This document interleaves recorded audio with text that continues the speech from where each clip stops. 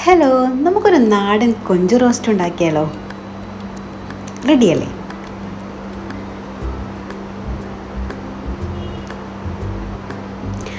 അപ്പോൾ ഇതിനായി നമുക്ക് കഴുകി വൃത്തിയാക്കി കൊഞ്ചെടുക്കാം. ഞാനിതിലേക്ക് മഞ്ഞൾപ്പൊടി, ഒരൽപ്പം മുളക് പൊടി, കുറച്ച് കുരുമുളക് പൊടി, ഇത് മൂന്നും ചേർത്ത് നന്നായി മിക്സ് ചെയ്ത് നമുക്ക് കുറച്ച് നേരം മാഗ്നേറ്റ് ചെയ്ത് വെക്കാം.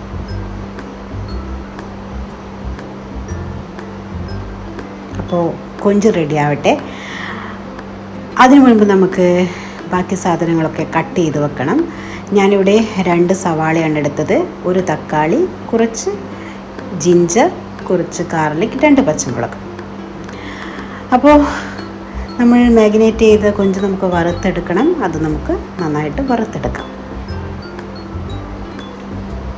അപ്പോൾ വറുത്ത് വെച്ച കൊഞ്ച് നമുക്ക് കോരി പാത്രത്തിലേക്ക് മാറ്റി വെക്കാം. അപ്പോൾ ഈ വറുത്ത് വെച്ച എണ്ണയിൽ ഇട്ട് നമുക്ക് സവാള നന്നായിട്ട് വഴറ്റിയെടുക്കാം. വേണമെങ്കിൽ ആവശ്യത്തിന് കുറച്ചുകൂടി നമുക്ക് വെളിച്ചെണ്ണ ഒഴിച്ചു കൊടുക്കാം. അപ്പോൾ നന്നായിട്ട് നമുക്ക് ബ്രൗൺ നിറത്തിൽ ആകുന്നത് വരെ നമുക്ക് സവാള വഴറ്റിയെടുക്കാം.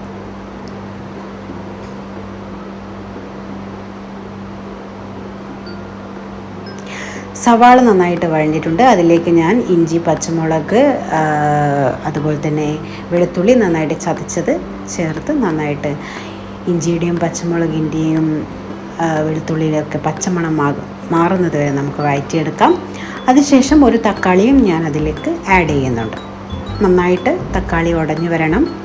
നന്നായിട്ട് നമുക്ക് വഴറ്റിയെടുക്കാം. ഇനി ഇതിലേക്ക് ഞാനൊരൽപ്പം മല്ലിപ്പൊടിയും ഒരൽപ്പം ഗരം മസാലയും ചേർക്കുന്നുണ്ട്. ഇനി നമുക്ക് വറുത്ത് വെച്ച കൊഞ്ച് ഇതിലേക്ക് ആഡ് ചെയ്യാം. ഇനി നമുക്ക് കുറച്ച് നേരം ഇത് മൂടി വെച്ച് വേവിക്കണം. അപ്പോൾ അതിലേക്ക് ഞാൻ കുറച്ച് വെള്ളം ഒഴിച്ചു കൊടുക്കുന്നുണ്ട്. റോസ്റ്റ് പരുവാണ്, അധികം വെള്ളം നമ്മൾ ഒഴിച്ചു കൊടുക്കാൻ പാടില്ല. ഇതിലേക്ക് കറിവേപ്പിലയും നമുക്ക് ആഡ് ചെയ്യാവുന്നതാണ്.